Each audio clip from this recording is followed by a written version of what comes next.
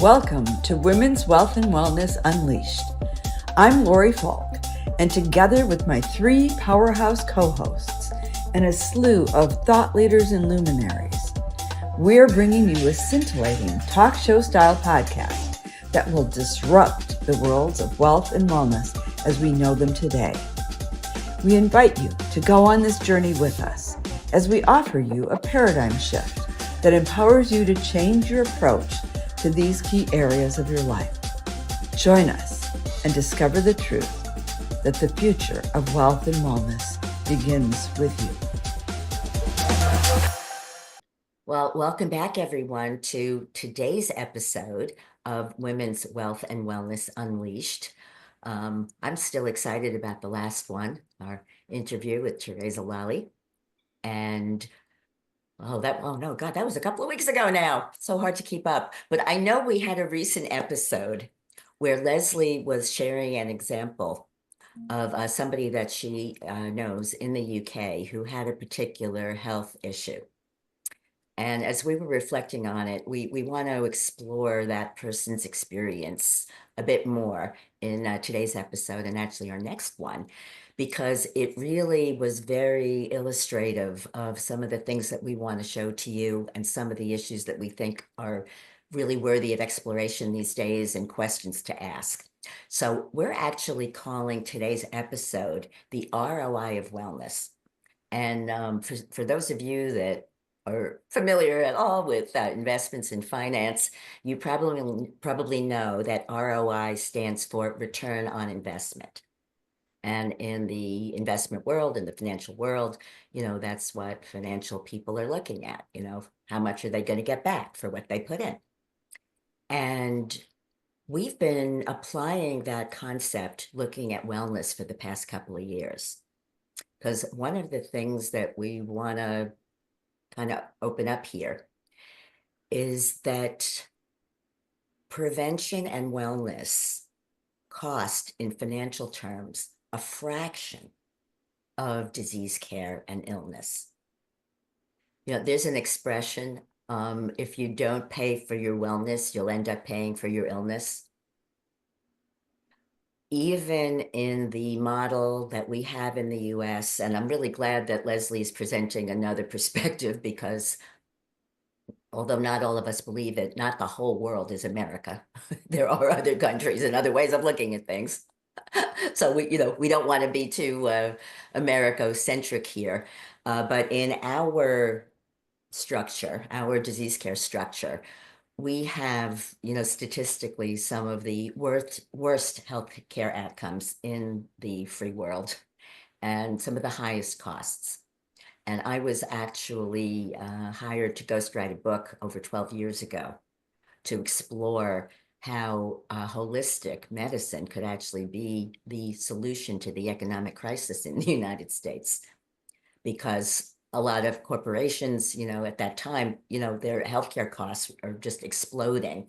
So really undermining profits. But for individuals and families, even with insurance, catastrophic illness is catastrophic, not just for health, but I don't know exactly what the stats are, but the number of bankruptcies in the United States that have been attributable to a catastrophic illness just wiped out the family.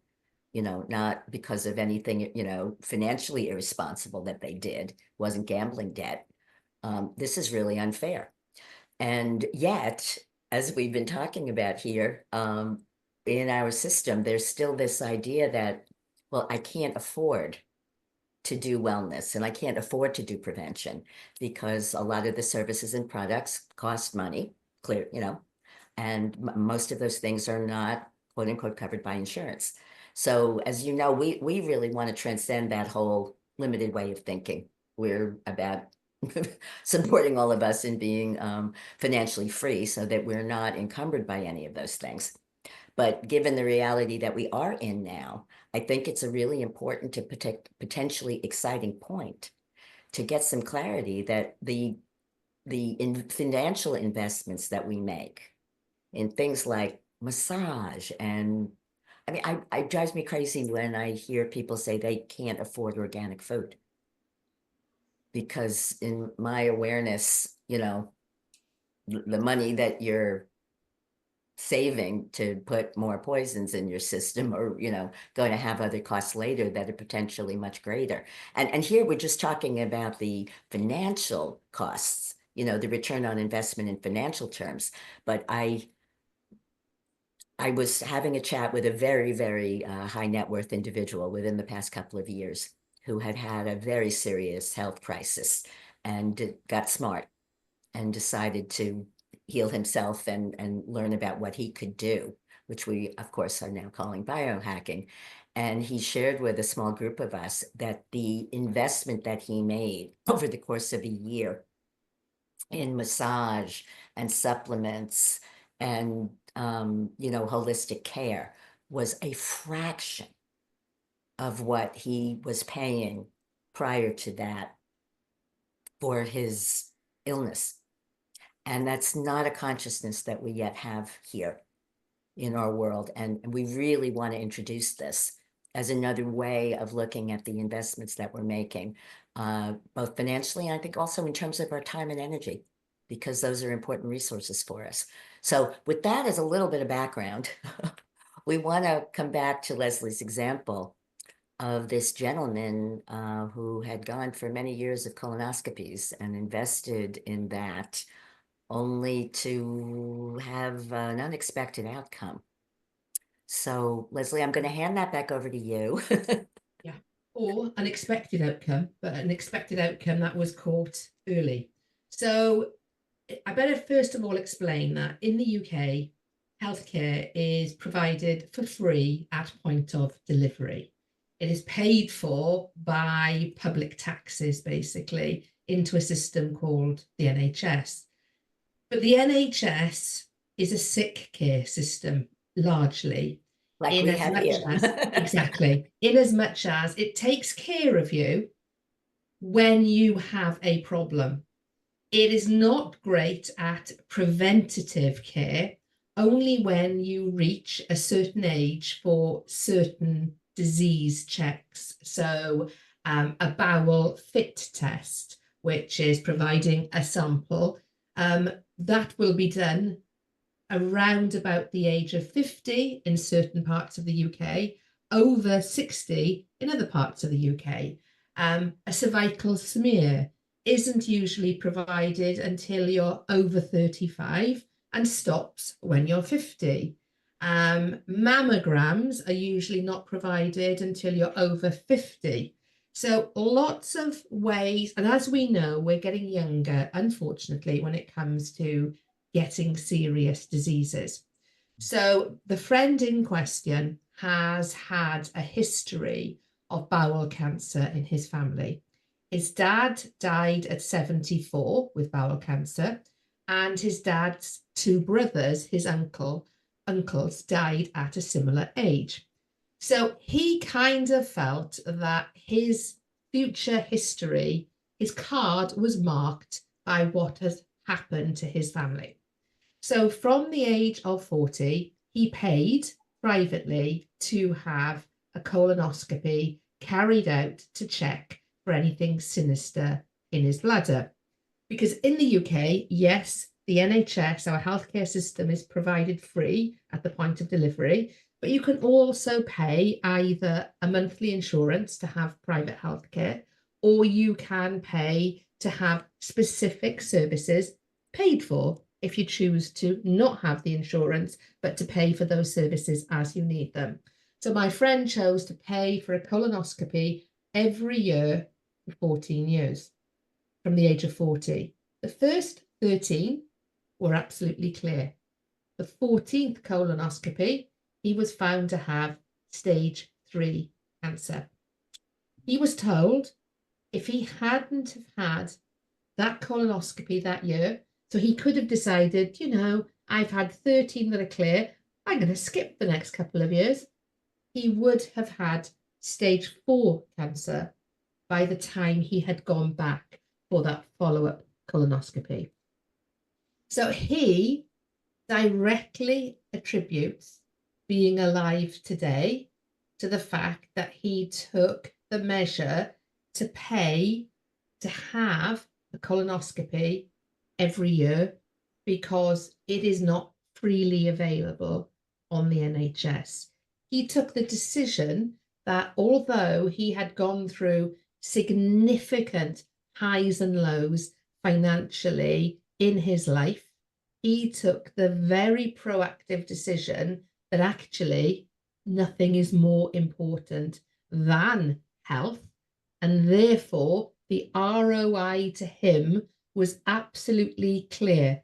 If he hadn't have invested in those services, he probably wouldn't be alive today.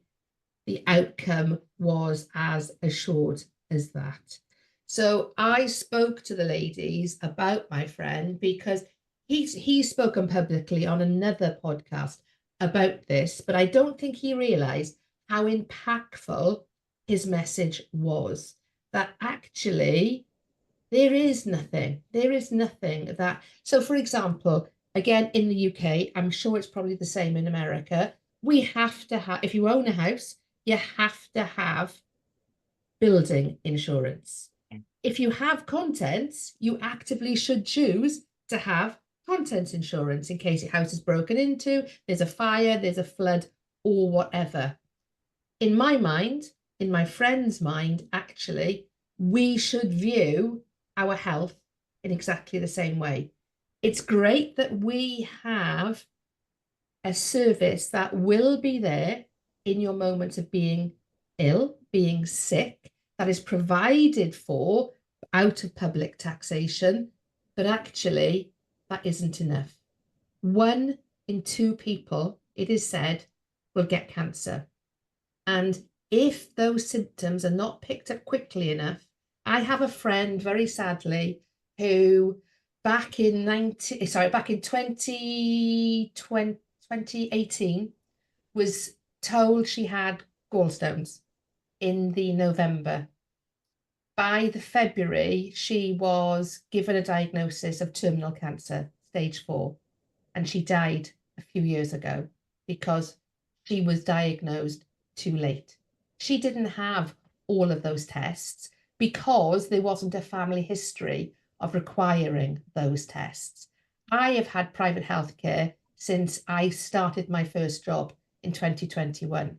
When I left corporate back 14 years ago, it was the first thing I put in place because I did never want to be in a situation of saying, I can't afford to have that test. I can't afford to have that treatment. So to me, there is absolutely only one ROI to be considered: my life. And very often investing in our health is the way to ensure we have the best possible outcome of a healthy life. Leslie, that is such a powerful statement. And, one of the things that I like about your example, and this may surprise you a little bit, is that you were talking about a what we think of as a conventional test and procedure that's not in this, biohacking, alternative, holistic world, and yet was absolutely the right investment. So I think that underscores that it's not just some of the things that we're talking about here that are not covered by insurance. We've mentioned thermography as a really effective screening method as an alternative to mammograms here, and that isn't covered by insurance at all. But it's the same principle of what you were just saying. If I, for a personal cost of a few $100s, could take a picture of myself to see what might be starting before it gets picked up on lots of other tests, why would I not do that? And I'm speaking to myself when I say this because, we're all evolving. So I'm curious, Jenny, Lori, what you want to throw into this conversation, because this is really an important point that I don't think we dived into nearly deeply enough up until today. Well, you know where I'm going to go. Yep, let's hear it. Well, it's because it's not just the physical DNA. Of course. Yes, it gets past physical DNA. And we're going to be running with that in our next episode. So I'm excited about that. Right. But I just, you have to understand that you can change your thinking and your beliefs and it's going to make a difference too. But I actually have a colleague who had a family history of female cancers, uterine cancers. So she decided that she was going to go have a voluntary hysterectomy. Now, the caveat to this is she's very allergic to anesthesia and it almost kills her every time she goes under. So in 1 year, she had the hysterectomy. And then she decided, since she was doing all this preventative stuff, a breast cancer ran in the family too. So she had a double mastectomy. Oh. Okay. Now, both times could have died on the table because she has this allergic reaction to the anesthesia. But the kicker is, come along, the months go by, it's now December, and she decides, well, what the heck? She's done with her deductible. She might as well go see a dermatologist. Right? Ends up with melanoma. I mean, honest to God, I mean, I said tongue in cheek, what now? Skin grafts? I mean, obviously that was a mean thing to say. I didn't say it to her. I just thought it to myself because it was like, not once did she stop to look at her diet. Not once did she stop to look at any of the emotional components that might be contributing to any of this. Not once. And I tried to have conversations with her, and it just, people. Oh, that is so painful for me to hear. I know. It was painful for me to witness a colleague of mine go through this, knowing what I know, and she wouldn't listen to any of the epigenetic components. Nothing. It's very hard though, isn't it? Because, I have started to become far more aware of what I am eating and what goes into the food that I'm eating. And the person who's made me become much more aware is my 18-year-old son. Because I think that generation, Generation Z, I think they have become much more aware of everything that is put into, the additives and the preservatives and the flavorings and all of those things, the toxicity. And I must admit, I thought my 18-year-old son's thoughts and words and deeds when it came to food for probably a good 18 months until more and more messaging came out with regards to cancer and the risk of cancer and how inflammation, is caused by so many factors that are in our food, that it really has made me sit up and literally go around the supermarket 2 weeks ago with an app called Yucca that actually analyzes the bad thing. I'm not joking. The things that say, oh, we can't have that anymore, and we can't have that anymore, and we can't have that anymore. And that was such a shock to me to think that things that I thought were healthy were actually largely going to be responsible for causing inflammation and the like in my body. I can see you, Jen, dying to hop in. I use that app as well, and it is quite shocking, even some of the things that say organic. I think a rule of thumb that I was always taught is if you find it like at a grocery store with aisles, and most of the fresh kind of dairy or veggies or fruits the deli section, that kind of thing, are on the perimeter. If you're shopping within the aisles, that's kind of, you stay away because it's just full of the toxins and preservatives. And if you stay around the outside, it tends to be a little bit better, but not often. And, I think from the time that we're young, I think we're taught really poor things about nutrition. Does anyone remember the food pyramid? Oh, Yes. which one? They kept rearranging Right, it and based it's on the not lobby even- groups every other year. Right. And it's not, that was such a scam, such a scam.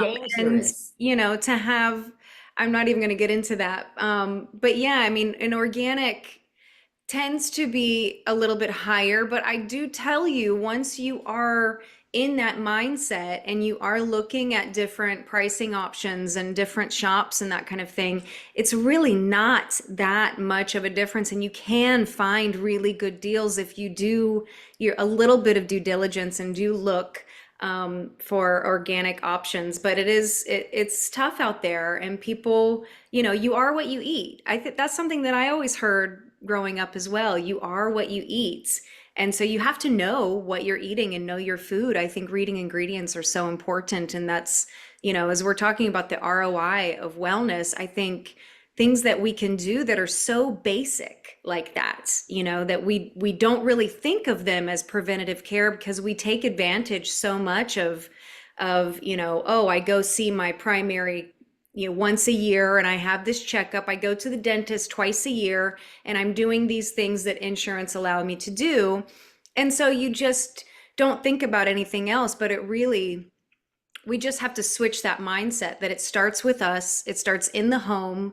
It starts with movement, with your diet, and little tips and tricks that you can do. We have lots of hacks, and the biohacking that we talk about that are really free to help you move energy through the body. And I think if people start really connecting to themselves a little bit more and understanding that when you're feeling a symptom, if something's going on in your body, it's your body telling you that something's not right, and you don't necessarily, if we start to just tune in and listen to ourselves more, you don't need to go and take this to suppress that symptom. I mean, we need to go deeper than that. So there's a lot I could say. Well, Jenny, actually, I would want to ask you this because you've got young children. So in looking at the ROI of wellness, I'm making decisions just based on myself and my cats these days. And so it's pretty straightforward. You're making these decisions for a family. And I know you've shared with me that you've caught flack from people from time to time because of the way you care for your kids, and you don't necessarily drag them to the doctor all the time because you know more than most moms do about what's going on and what might be best for them. I'm curious, from your perspective, because it's a little bit different, what this ROI thing looks like. I definitely feel really fortunate that I have gotten into this realm of frequency medicine and all of these different amazing tools that help to move energy through the body. And, that I now understand a lot more about trapped emotions and generational trauma and all of these things, that I can kind of help my children.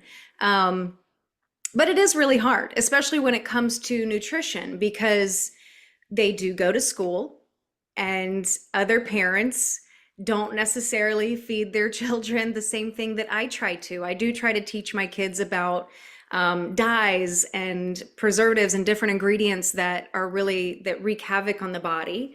But they want to eat Cheetos and things that their friends are eating. And so it is hard sometimes to combat that. And Leslie, you brought up a really amazing point, and I did want to say this with your son, who he's made you recognize some things a little bit more. And I think that is so amazing, because as a parent and as parents, I feel like we want to raise children who are more knowledgeable and who do, have this better understanding of the world that they're being brought up into. And so I really hope that one day, I think that's such a blessing that you're like, oh, my child is teaching me something. I hope I can give my children the tools to constantly question and to, do their research and that kind of thing, so that one day they're like, Mom, you always taught us this, but it's actually this, And, that doesn't come naturally, does it? And I think that is the thing. I pushed back for quite a while because we always used to cook with sunflower oil. We'd have olive oil in, and Adam would push back and say, Mum, it's a seed oil. You can't cook with seed oil. Oh, Adam, stop being silly. Da, da, da, da, da. And then he'd say other Adam. things. Yeah, exactly. He would say other things. And slowly but surely, I thought, well, okay, I'm going to keep Adam happy. So we won't have sunflower oil. We'll always have, really good quality olive oil. And then, Mum, you've got to get, organic salads and organic fruit. No, it's more expensive. That's just a fashion fad. I'm not going to do that. But actually, I do now buy everything organic. And slowly but surely, it's come out that number one, Gen Z do tend to be more informed than their parents, largely. Not in all cases, and you're a good example, Jen, of that. Not that your children, I don't think, are Gen Z anyway. They're whatever the next generation is, because I can't keep up with them all. But I do think it is important as a parent, and I've learned this didn't come naturally, but I do think it's important to actually respect what our children have to say, their opinions on certain things, and to actually, as you say, do your research in terms of what is wrong and what is right. Because that Yucca app, honestly, that was such an eye-opener for me and has completely changed in a very short space of time what we all will now accept as our shopping purchases, because we're more informed. Well, Leslie, you just reminded me of something, and I actually hadn't thought about it quite this way before. But we're talking about the ROI, and some of the financial implications of these choices. And Jenny was reminding us about some real processed crap that kids like to eat. One of the other implications is there's some of us that are saving a bloody fortune on all the crap that we don't buy. I mean, processed food and snacks are really expensive. And I'm the first one to say I don't misrepresent myself. I don't eat 100% clean, but I don't eat that crap. I'll eat good, good things sometimes that maybe not be all that great for me, but they're not as marked up as all the processed stuff. And the other thing that I don't devote any of my income to, and I haven't for many decades, and this is just my perspective. I gave up soda a long, long time ago. And there's still many people who may believe that diet soda is a good choice. But I remember, and this is probably going back 40 years, when I worked in a corporate office, and I'm dating myself here, but they used to have soda machines that had soda that dripped into a styrofoam cup that you could pay some money. This was a long time ago. And I drank diet soda for years before I knew any better. Just fessing up, I did. But I remember one night one day at the office, I had gotten some cola and it was in the styrofoam cup, and I forgot and left it on my desk overnight. And when I came in the morning, the soda had eaten through the styrofoam. Wow. And I never had a drink of soda again, of any type. So soda to me, both the regular and the diet versions, are an abomination.